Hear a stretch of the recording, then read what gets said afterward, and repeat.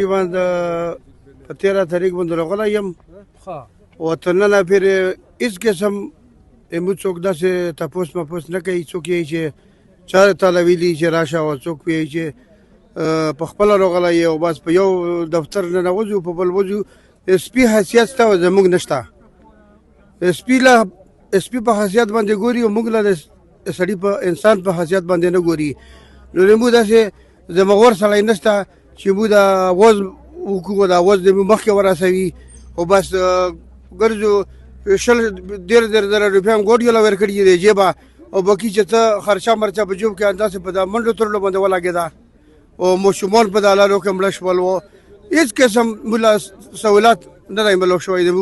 مشره زه دلته وینم که نه دا ملګري داسې چې ایم پي او ایم ان ای رانه خفه نه شي، د هغوی د خدای کور وان کړي چې دلته کې ستاسې کور وان کړو، داسې دلته کې بې کوره کړې او پیسې درته د وړو کې د مالګې برابر میلاویږي.